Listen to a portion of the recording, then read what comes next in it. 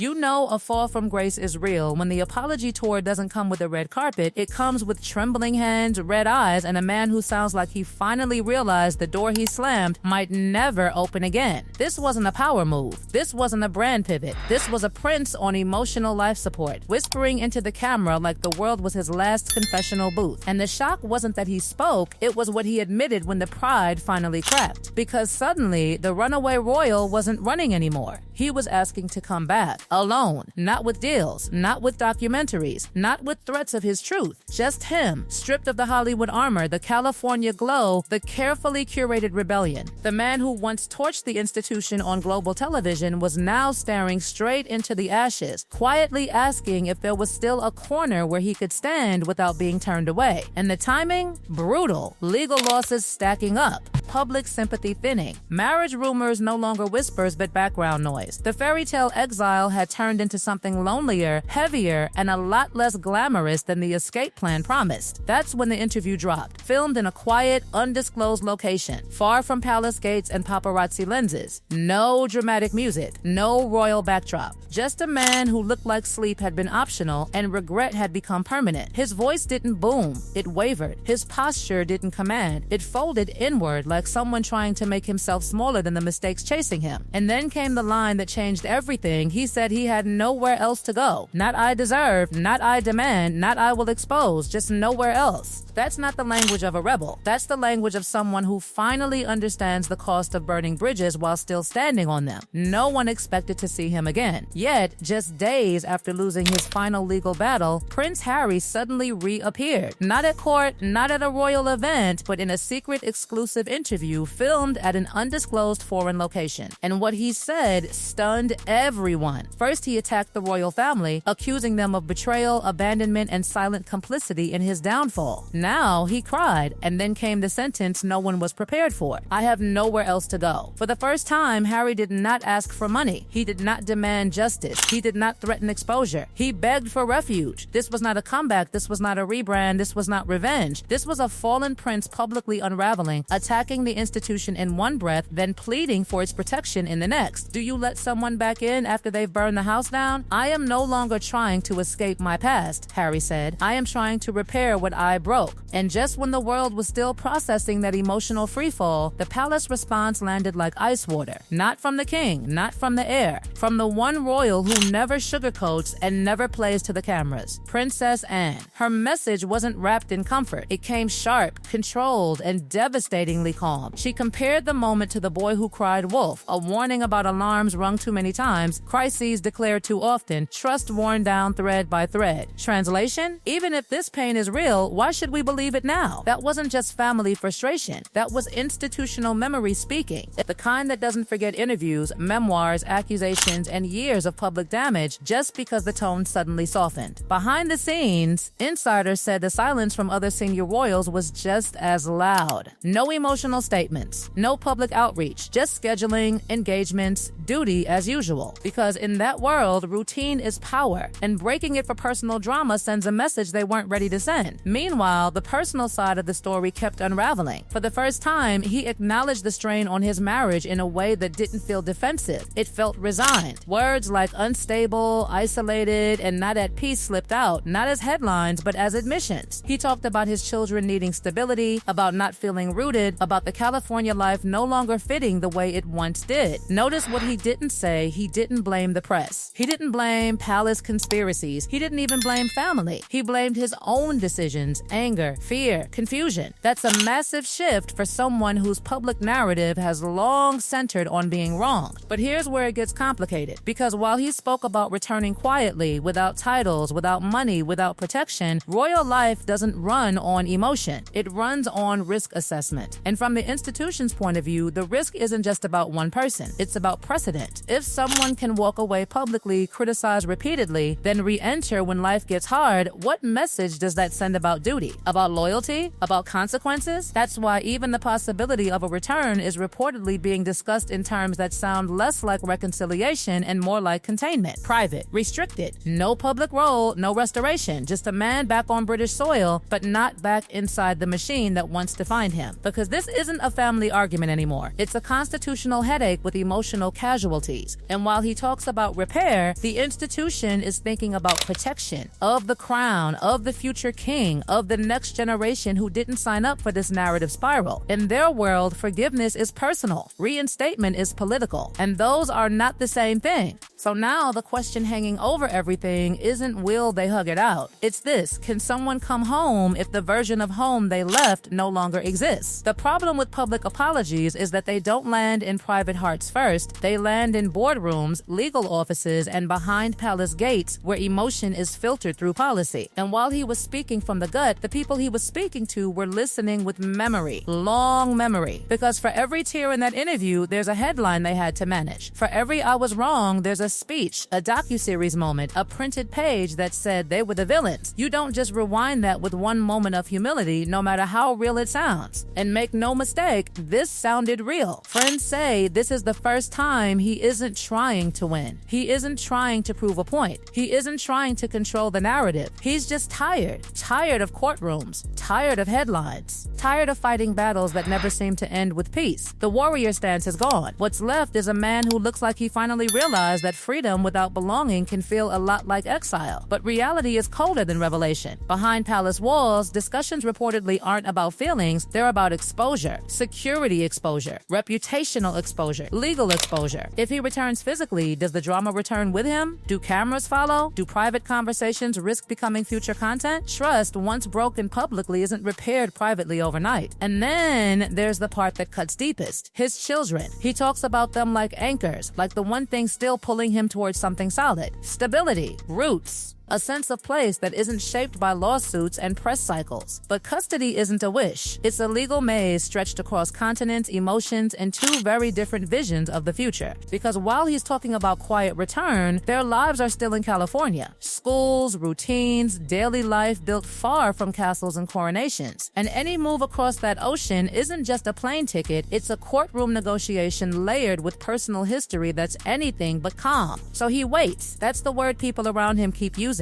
Waits for legal paths. Waits for doors that may never open. Waits for a sign that the place he left might still hold space for the man he's become, not the prince he was. Meanwhile, the institution keeps moving. Engagements, visits, smiles, stability projected like armor. Because the monarchy survives on continuity, not chaos. The message, without ever being spoken, is clear: the show goes on, with or without you. That hurts more than a public rejection ever could. Because anger is still connection. Silence is distance. And the silence now is strategic. No dramatic denials. No harsh rebukes. Just the quiet reinforcement of boundaries. You chose a different path. We adjusted. We moved forward. That's not cruelty, that's survival from their point of view. What makes this moment so tragic is that both sides can be right at the same time. He can genuinely regret. He can genuinely want to repair. He can genuinely miss the structure, the familiarity, even the burden of the role he once ran from. And they can genuinely feel they can't risk another cycle, another interview, another fallout, another global wave of accusations if things don't go perfectly. So instead of a dramatic reunion, what hangs in the air is something far more fragile. The possibility of a life lived near the edges, not inside the royal core, not on the balcony, not in official photos, just nearby. Quiet, private, present, but not reinstated. For someone born into the center of history, that's a hard landing. And yet, in a strange way, it might be the only real path forward. No titles to defend, no institution to represent, no war to fight, just a man trying to rebuild an identity that isn't based on opposition or escape. Because here's the twist no one saw coming: the rebel story was loud, glamorous, headline making. But the redemption story? It's quiet, humbling, slow, and there are no guarantees anyone will clap at the end. The world expected rage, more blame, another bombshell. Instead, they got vulnerability. The palace expected another attack. Instead, they got an admission. But history doesn't change direction in one interview. It shifts in small, uncomfortable steps taken without cameras, therapy instead of tell-alls, boundaries instead of broadcasts, accountability without an audience. That's the part we don't get to see.